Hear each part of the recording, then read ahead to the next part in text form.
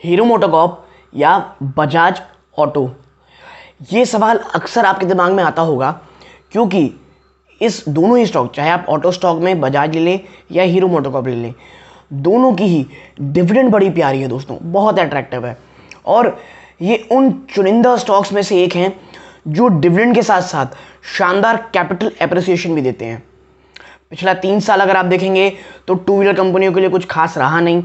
Covid से निकलते निकलते बहुत ज़्यादा दोनों ही कंपनियों को मेहनत करनी पड़ी। और अब जब आप दिख रहे हैं कि आप अक्सर सुनते होंगे कि ऑटो स्टॉक्स को लेकर के जो आप कह सकते हैं कि जो तमाम म्यूचुअल फंड इंडस्ट्री है, तमाम ब्रोकरेज हाउस हैं, वो काफ़ी बुलिश हैं। और आज जब मैं वीडियो बना रहा हूँ, आज दोनों ही स्टॉक, चाहे बजाज ऑटो हो या हीरो मोटोकॉर्प हो, उनमें दोनों में ही बड़ी गिरावट देखने को मिली है। और ऐसे में हमारे दिमाग में ये चीज़ आती है कि हीरो मोटोकॉर्प या बजाज ऑटो, दोनों ही स्टॉक्स में वो कौन सा स्टॉक है जहां पर हम निवेश कर सकते हैं लॉन्ग टर्म के लिए और काफ़ी अच्छा पैसा, चाहे वो कैपिटल एप्रिसिएशन के रूप में हो या आप कह सकते हैं डिविडेंड के रूप में हो, आप कह सकते हैं पा सकते हैं। और आप समझिए जो एक कह सकते हैं कि सेक्टोरियल टर्न अराउंड दिख रहा है ऑटो सेक्टर में, उसका फ़ायदा उठा सकते हैं।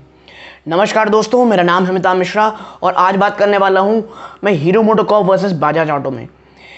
आप समझिए पहली चीज़ कि अब दोनों ही, चाहे हीरो मोटोकॉर्प हो चाहे बजाज ऑटो हो, दोनों ही स्टॉक्स की अपनी कुछ कह सकते हैं आप पॉजिटिविटी है, अपनी निगेटिविटी है।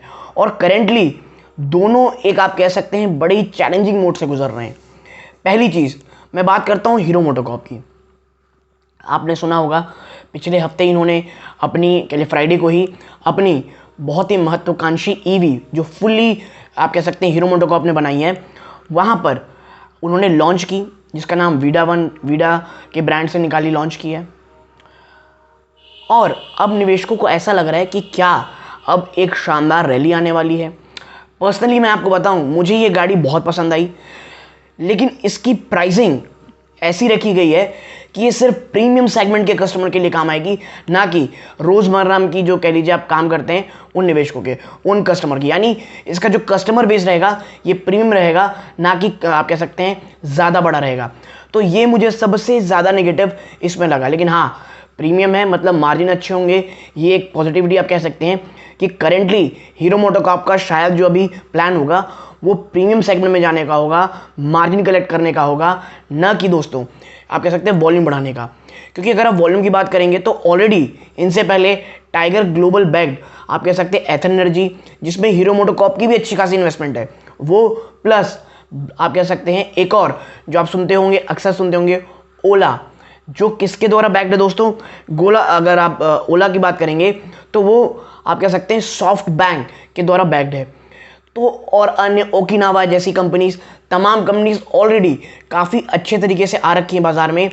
अगर आप ओला को हटा दें, जिसने मुझे पर्सनली लगता है बहुत ज़्यादा डिसअपॉइंट किया, और कह सकते हैं आप कि जिस तरह की उम्मीद थी वो देखने को नहीं मिली।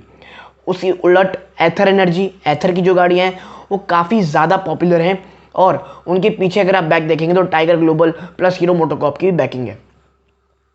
और हीरो इलेक्ट्रिक जो सबसे ज़्यादा बेचती है टू व्हीलर इलेक्ट्रिक गाड़ियाँ, वो भी आपको पता होगा ऑलरेडी आप कहते हैं कॉम्पिटिशन में और एक मार्केट लीडर है हीरो, ना कि हीरो मोटोकॉर्प। तो मुझे लगता है ये जो लॉन्च की गई है आने वाले 3 से 4 महीने में किस तरह की हरकत करेगा, ये देखने लायक रहेगी। किस तरह का जो कह सकते हैं आप जो कस्टमर का रिस्पॉन्स है वो रहता है।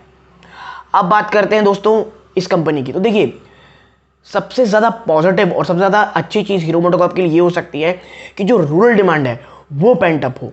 क्योंकि हीरो मोटोकॉर्प की जिस तरह से पहुंच है रूरल इंडिया में और पूरे भारत में इसका नेटवर्क है, और किसी भी टू व्हीलर कंपनी का नहीं है, चाहे वो बजाज ऑटो ही क्यों ना हो। और जिस तरह पिछले काफ़ी समय से डिमांड अच्छी नहीं रही है, और रूरल इंडिया जहां से 45% का रेवेन्यू हीरो मोटोकॉर्प कमाता है, वहां से एक काफ़ी अच्छी आप कह सकते हैं डिमांड आने की कह लीजिए बातें चल रही है। क्योंकि मानसून इस बार काफ़ी अच्छा गया है, जो आप कह सकते हैं फसल वो काफ़ी अच्छी है, इसको लेकर के काफ़ी पॉजिटिविटी है। लेकिन मैं आपको एक चीज़ बता दूं, जो ये Q2 के नंबर आने वाले ना फाइनेंशियल 23 के, वो पिछले साल से थोड़े कम रहेंगे, ये आपको पता होनी चाहिए। तो यही चीज़ है कि इसको जो आप गिरावट देख रहे हैं ना, इसी चीज़ को प्राइस इन किया जा रहा है। करेंटली आप देख रहे होंगे 2500 को हीरो मोटोकॉर्प नहीं तोड़ पा रहा दोस्तों, और हीरो मोटोकॉर्प ने पिछले साल लगभग 95 रुपीज़ का डिविडेंड दिया था दोस्तों। तो सबसे बड़ा चैलेंज ये है कि डोमेस्टिक में कुछ उस तरह से आप कह सकते हैं कि कुछ उस तरह से डिमांड नहीं आ रही जिस तरह की अनुमान था। और अभी जो कह लीजिए आप कह सकते हैं नवरात्र गई है और अभी दिवाली का सीज़न आ रहा है, ये पीक टाइम होता है। यदि डोमेस्टिक मार्केट में उतनी अच्छी सेल नहीं आती है, हीरो मोटोकॉर्प के लिए चिंताजनक बातें होंगी। और अगर मैं कहूँगा गिरावट होती भी है तो पिछली बार जिसमें 1900 के आसपास जब ये गया था, वहाँ पे अगर ये वापस 2021 में जाता है, लॉन्ग टर्म इन्वेस्टर्स के लिए काफ़ी अच्छी बात होगी एक्यूमुलेशन की, खरीदारी की। इवन मुझे लगता है हीरो मोटोकॉर्प करेंटली भी काफ़ी अच्छी पोजीशन में है, यहाँ से आप एक्यूमुलेशन स्टार्ट कर सकते हैं। और मुझे लगता है लॉन्ग टर्म के लिए आप देखेंगे तो ज़्यादा अच्छा होगा। इवन हीरो मोटोकॉर्प खासकर शॉर्ट टर्म में काफ़ी अच्छी रेवेन्यू, काफ़ी अच्छे पैसे कमा के आपको दे सकता है। अब बात करता हूँ मैं जो मुझे लगता है पर्सनल फेवरेट, वो है बजाज ऑटो। देखिए आपको याद होगा कुछ समय पहले तक मुझे हीरो मोटोकॉर्प काफ़ी पसंद थी क्योंकि उसकी वैल्यूएशन मुझे बहुत रीजनेबल लगती थी। बट अब बजाज ऑटो जो मुझे इतना ज़्यादा पसंद अभी आ रहा है, रीज़न सेम है, वैल्यूएशन 3400 बहुत बहुत इंपॉर्टेंट सपोर्ट है दोस्तों, जो मुझे लगता है बजाज ऑटो कतई नहीं तोड़ने वाला। पिछले साल इसने आप कह सकते हैं 195 रुपीज़ का डिविडेंड दिया था, जो कि बेहद ही शानदार है। और इसके बाद अगर हम देखें, माफ़ कीजिएगा 140 रुपीज़ का, ना कि 195, 140 रुपीज़ का दिया था, जो कि बेहद शानदार रहा।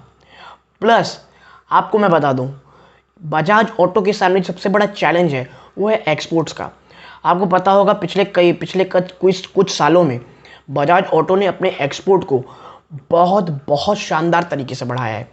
हीरो मोटोकॉर्प जो चीज़ अभी शुरू कर रहा है, बजाज ऑटो ने बहुत पहले शुरू कर दी थी और अपने आप को एक वेल स्टैब्लिश प्लेयर बनाया था, कह लीजिए एक्सपोर्ट बिजनेस में। खास करके अफ्रीकन कंट्रीज़ में बजाज ऑटो का काफ़ी बड़ा दबदबा है दोस्तों। और ये इतनी शानदार तरीके से अपने आप को पोजीशन कर चुके हैं कि करेंटली बजाज ऑटो की अगर हम रेवेन्यू डाइवर्सिफिकेशन की बात करेंगे तो करेंटली बजाज ऑटो दोस्तों लगभग 52.7% का जो इनका रेवेन्यू आता है वो एक्सपोर्ट्स के थ्रू ही आता है दोस्तों। प्लस डोमेस्टिक मार्केट में बजाज ऑटो के पास सबसे बड़ा ट्रिगर ये है, आने वाले समय में बहुत सारी गाड़ियां लाइनअप है दोस्तों नई लॉन्चेस को लेकर के, और ये चीज़ मुझे बहुत ज़्यादा ट्रिगर पॉइंट लगती है। और मैं आपको अभी डिस्क्लोजर के रूप में बता दूं कि मैं कल अगर बाज़ार में गिरावट होती है तो फॉर अ डेफिनेट रीजंस मैं बजाज ऑटो में ज़रूर निवेश करूँगा। लेकिन मैं फिर कहूँगा मेरा हॉराइजन लॉन्ग टर्म का रहेगा। मुझे काफ़ी ज़्यादा पसंद आ रहा है बजाज ऑटो।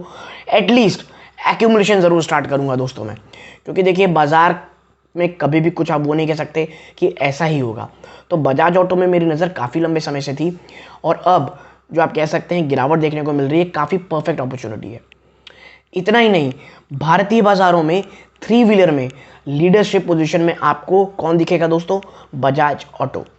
और यही कारण है कि जो बजाज ऑटो है वो 2 व्हीलर में तो सेकंड नंबर पे आता है, लेकिन 3 व्हीलर में मार्केट शेयर उसका नंबर 1 है। और कितना ज़्यादा ये कह लीजिए लीडरशिप पोजीशन में है, आप इसी बात से अंदाज़ा लगा सकते हैं कि 3 व्हीलर में अगर आप देखेंगे तो जो बजाज का जो कह लीजिए मार्केट शेयर है वो लगभग 61.5% का है दोस्तों, ठीक है। और ये एक ह्यूज शेयर होता है। और भारत में, इंडिया में मुझे लगता है 3 व्हीलर को लेकर के जितनी एंथुजियाज्म है ट्रांसपोर्टेशन को, इलेक्ट्रिक व्हीकल को लेकर के, वो और कहीं भी नहीं होगी दोस्तों। बात करें इलेक्ट्रिक व्हीकल की तो आपको पता होगा पुणे का एक state of the art plant इन्होंने कि सिर्फ और सिर्फ बजाज और ऑटो ने अपनी इलेक्ट्रिक व्हीकल के लिए दे रखा है, जो कि बहुत शानदार मैं कहूँगा बात है। और चेतक को उन्होंने ईवी के सामने आने की बात कही है एज अ ब्रांड। तो यदि आप देखेंगे मुझे लगता है इन अ शॉर्ट टर्म वाइल मुझे हीरो मोटोकॉर्प काफ़ी पसंद है, जो भी टेक्निकली भी स्ट्रॉन्ग है, कोई भी गिरावट एक बड़ी बाउंस बैक की तैयारी कर सकता है। बट अगर आप लॉन्ग टर्म में देखेंगे, आने वाले समय में लॉन्चेस की जो फ़ायदे होंगे, एक्सपोर्ट जो अभी थोड़े चैलेंजिंग दिख रहे हैं रशिया यूक्रेन वॉर तमाम अन्य चीज़ों के कारण, थोड़ी अगर आप 6-8 महीने का पेन देख सकते हैं, मुझे लगता है बजाज ऑटो एक बहुत शानदार बैट होगी फॉर अ लॉन्गर टर्म। मैं ये नहीं कहता कि हीरो मोटोकॉर्प खराब है या वो ख़त्म होगी। लेकिन दोनों में अगर देखेंगे तो मुझे बजाज ऑटो ज़्यादा पसंद है दोस्तों, और हीरो मोटोकॉर्प भी पसंद है मुझे, लेकिन थोड़ी वैल्यूएशन नीचे मिलती तो मैं काफ़ी कंफर्टेबल रहता। तो यदि आप मुझसे पूछेंगे, और देखिए मैं कोई सेबी रजिस्टर्ड नहीं हूँ, जो मैंने आर्टिकल पढ़े, जो मेरी पर्सनल राय है, वो अनबायस्ड और किसी से इन्फ्लुएंस होने के बजाय आपके साथ पेश कर रहा हूँ। बजाज ऑटो काफ़ी अच्छा है। अगर आप हीरो मोटो की बात करेंगे, थोड़ी गिरावट होती है, अगर 2000-2100-2200 के आसपास मिलता है तो मैं ज़्यादा कंफर्टेबल हीरो मोटोकॉर्प में रहूँगा। अभी मुझे थोड़ा सा हाई वैल्यूएशन में लगता है, बट मैं कहूँगा लॉन्गर टर्म के लिए Bajaj auto is a very good company दोस्तों। तो ये मेरी पर्सनल राय थी। अगर पसंद आई हो वीडियो को लाइक कीजिए, चैनल पहली बार आए सब्सक्राइब करके अप्रिशिएट कीजिएगा दोस्तों। यहाँ तक जुड़े रहे, अपना कीमती समय दिया, इस बात का बहुत बहुत धन्यवाद। ये इस वीडियो का अंत है। जय हिंद दोस्तों।